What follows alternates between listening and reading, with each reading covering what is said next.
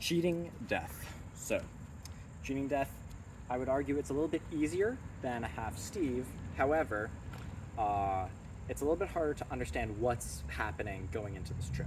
So, I'm gonna do it twice, about as slow as I can.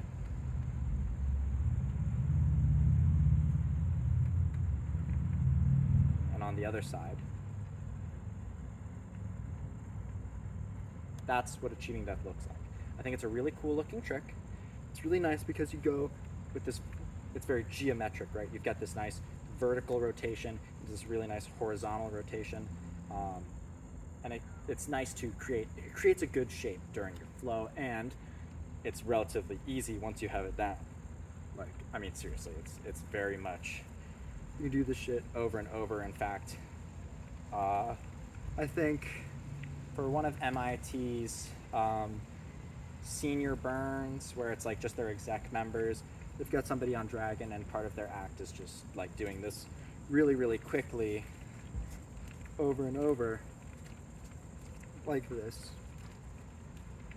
So you can create a lot of movement with it. But understanding how to do that is the hardest part of this trick, whereas a half Steve, easy to understand, hard to execute. This trick, hard to understand, easy to execute.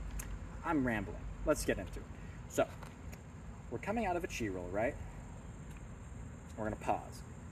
Now, when it's on your elbow of one hand, you can kind of like stretch and force this hand on top, and you'll notice that now, if we just sort of isolate our hands and ignore that we were in a chi roll, one hand is bearing the weight of the staff because it's under it, and the other half is able to apply pressure, it's over it. So that first half rotation, where, half rotation vertically, it's going to be one hand applying pressure, and the other hand bearing weight, and then those two flipping.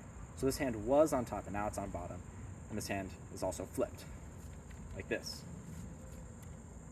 The best way, you want to keep the center in the center still, and that's probably the trickiest part.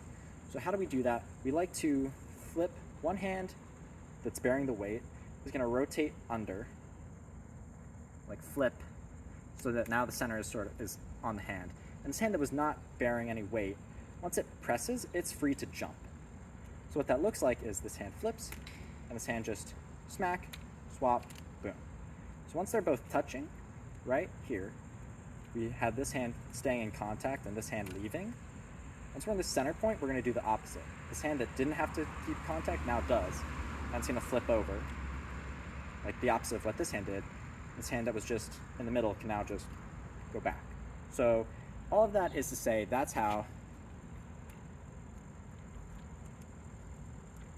we can flip the staff over while keeping the center, relatively speaking, it's not perfect, but relatively in the middle of our two hands. And so what this looks like while you're out of a chi roll is you've got it on the elbow of one arm, and you'll force your hand forwards a bit, like this, and that's now the hand that's on top that's going to apply your pressure. So you can practice this a couple of times. You don't need to be too clean with it. I'm just showing you the optimal way that I've found to do it without, so you can keep everything really, really square and clean. Okay, so we flip the staff, now it's rolling towards us. The next step is easy. You have to lift the staff up. And now you'll notice that this hand that's on top stays on top. We don't do this, because then the staff will just fall.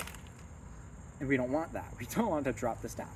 So when we flip our hands, it's rolling towards us, and one hand is sort of here to guide the staff, and the other hand is here to bear the weight of the staff. So once we lift our hands up, we need to let this hand slowly roll down with the staff and letting the other arm bear some of the weight, like this. Okay, so let me do that in motion. This. So it's going to be staying on the fingertips of this hand, all right? If you just put your two hands here, you can like kind of get away with it. Actually, let me try that. It would be trickier, because you're going to have to drop contact with the staff for a bit, so we don't do that. It's an easy trick, a beginner trick. And then finally we end up here. So the center is, I hope to God, behind my neck, right? There's this arm which is up, and this hand which is sort of grabbing the staff. Now this part is really, really easy. I'm going to put my arm down, and then just smack the staff. And it's going to rotate back into a chi roll. So here, rolling down the back of my head, smack it. Now we're back in the chi roll. Ooh, isn't that cool? So that's the whole trick. Once you've understand what's happening during each of those 4 parts, you do the trick. And then for the other side, it's the same thing. The only thing is, if you try to do them each side back to back, you might get stuck in this pattern where you keep doing it on the same hand, like so.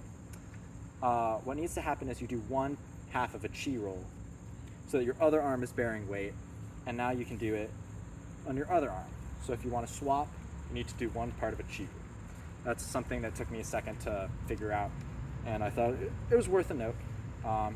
This is me just doing it a couple of times so you can see what it looks like. I'm sure you can find other tutorials on YouTube for this as well. It's a very common move. Lots of people know. Good luck.